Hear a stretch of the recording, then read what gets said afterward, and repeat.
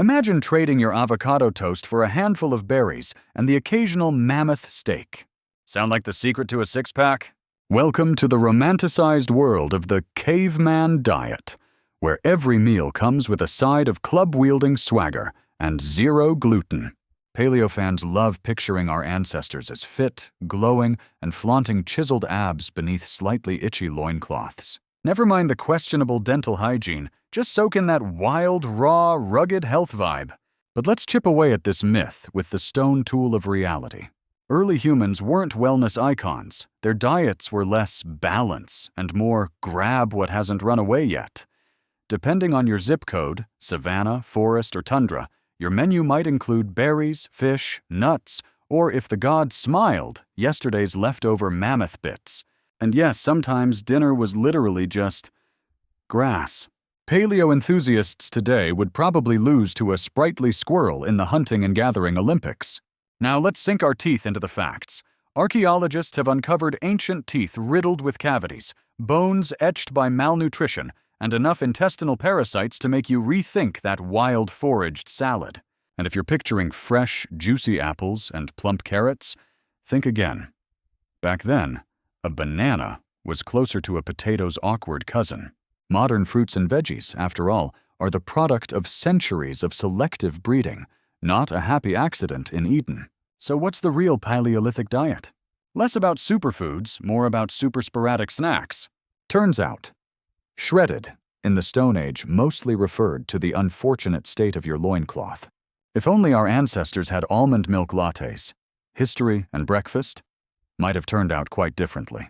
While some envision cavemen enjoying a flawless diet, others believe ancient bread was the cornerstone of pure and healthy eating. Picture a toga-clad Roman, reclining after a day's empire building, savoring a rustic slice of ancient bread. His cholesterol? 0. His abs? A tribute to wheat milling and grape stomping. Tempted to order that $10 artisanal sourdough and summon your inner legionnaire? Hold that thought. Let's roll up this myth like stale pita. Was ancient bread really the miracle carb that left no waistline behind? Conventional wisdom holds ancient bread as pure nutrition, untouched by preservatives or factory flour. Instagram's #sourdough cult swears anything baked over open flames with heritage grains is flavor and health in holy union. One nibble, and you're either sprinting like Pheidippides or pondering life like Aristotle. Here's the crusty truth. That so-called golden age loaf was sometimes half pebble, half hope. Roman bakeries? Not exactly Food Network material. Their grain, ground between stones, served up bonus sand and chip-your-tooth rocks, plus the occasional rat tail, gratis. Leavening was more wishful thinking than science, producing loaves dense enough to double as doorstops, or medieval weapons of last resort. Dental records reveal more cavities than wisdom, and malnutrition was as common as sandals. Think preservatives are scary? Old mold would laugh in your face, then drop a dose of ergot fungus, turning breakfast into a psychedelic gamble. Sure, modern bread isn't perfect, but food safety has swapped plague and tooth loss for mere gluten paranoia. So next time you romanticize real ancient bread, ask yourself, if it was the elixir of life, why did everyone look like they'd lost a fight with dysentery? At least your modern loaf isn't out to kill you, just your willpower. Beyond bread, fermented foods also captured ancient imaginations as powerful preventatives against disease.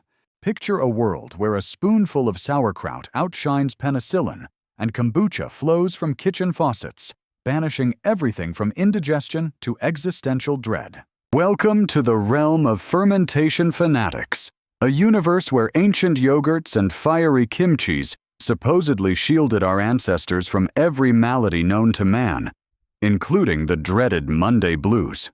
Let's untangle the myth. For centuries, fermented foods were celebrated as ancient miracle cures. Legend has it, if you chowed down enough sauerkraut as a Roman legionnaire, you'd live forever, or at least outlast your helmet. Sure, ancient cultures prized fermented fare, but mostly because without refrigeration, it was the difference between tasty cabbage and, well, questionable cabbage. They fiddled with pickling, brewing, and culturing, probably noticing fewer stomach woes along the way. If those villagers really devoured that much sauerkraut, they must have been the tangiest group hug in history. Zoom to today, and fermented foods have crowned themselves wellness royalty. Some swear that a daily dose of kefir and kimchi is the secret sauce for dodging allergies, colds, and that flu's evil twin. But if probiotic-packed foods truly cured all, you'd never spot a sick hipster in Brooklyn. Here's the reality check. Science adores your gut bacteria but advises against building a yogurt fortress. Fermented foods support digestion and can nudge your immune system, but they're no match for heavy hitters like tuberculosis, plague, or scurvy. Even the hardiest bacteria need a break. Just ask anyone who's braved questionable kimchi. Back when medicine meant scavenging your pantry, anything that didn't kill you felt downright miraculous. But if only a barrel of pickles could replace your doctor. In truth, science champions a balanced plate and a generous side of reality with those probiotics. As fermented foods were praised for health, meat was celebrated for embodying strength and masculinity at the table. Picture this. A sizzling steak lands on your table. Do you suddenly puff out your chest and sprout a beard, or is that just the power of the grill's hypnotic hiss? For centuries, meat has been humanity's unofficial badge of manliness. Back in the Middle Ages, the lord of the manor didn't bulge his biceps with spinach. He strutted around with a mammoth roast on his plate. Fast forward to today's suburban barbecue, where dad's spatula is basically a scepter, and meat still rules the kingdom of dude food.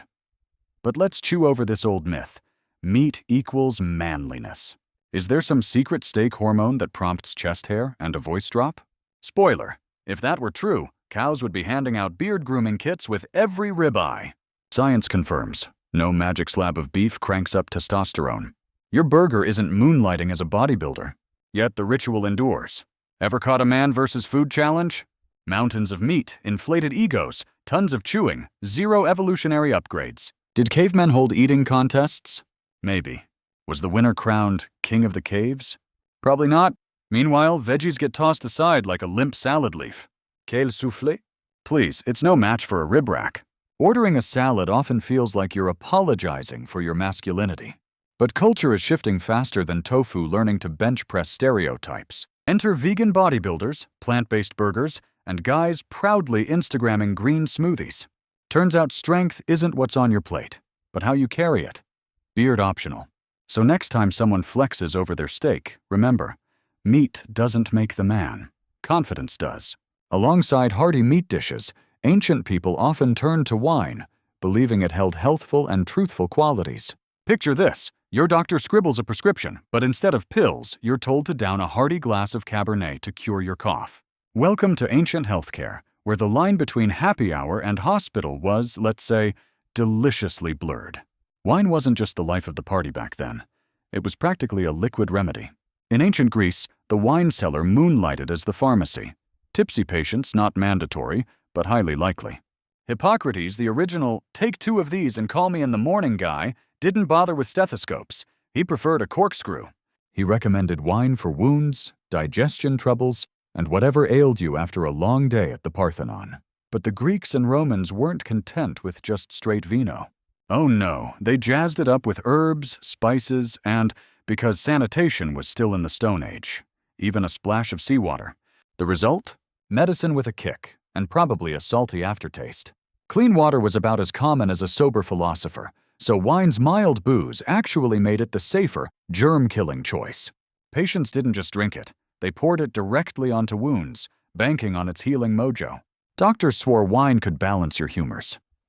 Not your sense of humor, though that might have been an accidental bonus, but your bodily fluids.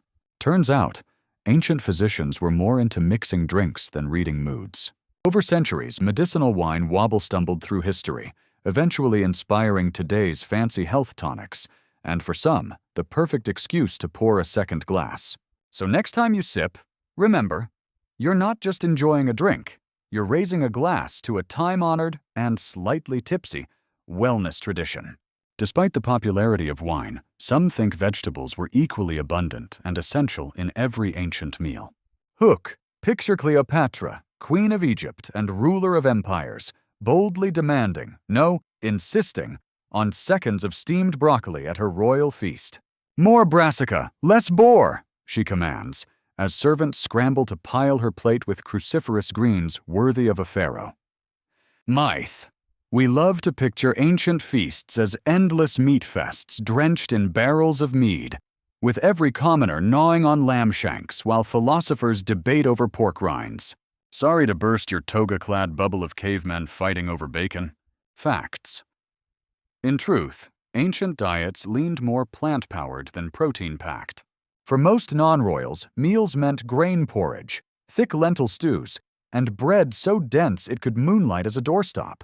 Vegetables, onions, leeks, cabbages were the real headliners, showing up as reliably as your morning coffee. Meat? That was a luxury. A rare jackpot. Finding a scrap of goat in your stew was like hitting the culinary lottery, if the prize was goat punch. Even the Romans, famous for their lavish banquets and questionable appetizers, flamingo tongues anyone? Often served greens galore, not as main events, but glorified garnishes. Bring a kale salad to a Roman potluck, and you'd blend right in. Just leave the quinoa at home. Bridge. So next time you're chopping carrots for your ancestral paleo meal prep, remember, your Neolithic ancestors were basically the original vegans. Less Instagram trends, more survival strategy, and zero convenient supermarket mammoth steaks. Who knew paleo living was just a dress rehearsal for the salad bar? Adding to these staples, spices and herbs were thought to act as magical bulletproofing for health. Forget Kevlar. Medieval folks reached for the spice rack when warding off illness. Or, evil. Picture this. A suspicious sneeze sends someone hauling out a garlic garland fit for an Italian feast. Home smelled like a deli counter crashing a seance. Why? Because germs were as mysterious as Wi-Fi, and people believed spices and herbs could block everything from pandemics to poltergeists. The myth went like this. A handful of cloves and a spritz of rosemary oil kept away bad humors, medieval code for anything gross or ghostly. Ever entrepreneurial spice traders pitched their goods as the era's wellness shots, promising health, wealth, and spiritual protection at prices that made nutmeg feel like liquid gold. Economists now call this the original overpriced superfood. But here's the reality check. Doctors, in dapper-beaked masks stuffed with herbs, whipped up mystery blends with about as much science as your average love potion. While a cure for the bubonic plague remained elusive, people clung to hope and herbal sachets, believing the aromas formed a shield thicker than today's SPF. If your potion failed, clearly not enough rosemary. Or maybe you just needed extra basil to season your regrets. It wasn't just about health. Flaunting rare spices was pure flex. To toss a pinch of cinnamon in your broth shouted, "I've arrived, and I might outlive my neighbors."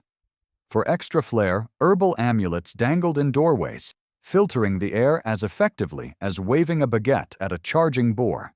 So next time you reach for that extra clove of garlic, remember, it's not just for vampires, it's also for nosy neighbors, in-laws, and perhaps, just maybe, a plague.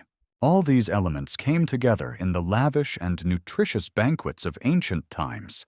Imagine ancient banquets as the OG Instagrammable feasts, except the only filter was flickering candlelight and a waft of incense smoke. Picture toga-clad foodies artfully arranging olives, grapes, and braised whatever that animal was on gleaming platters, angling for the perfect shot before diving in face first. The myth? These gatherings were just epic chowdowns, a blur of gluttony rivaling today's all-you-can-eat fry-up. Surely no one counted carbs back then, right? Well, loosen your toga. This history needs a fact check. Your average Greek symposium or Roman convivium was actually a seasonal showcase of grains, vegetables, fruits, fish, legumes, and, when things got really wild, meats. Ingredients were regionally sourced. Local wasn't marketing jargon, it was survival. You'd struggle to find fresher food today, even at the trendiest farm-to-table. And forget bland. Trade routes delivered spices from halfway across the ancient world.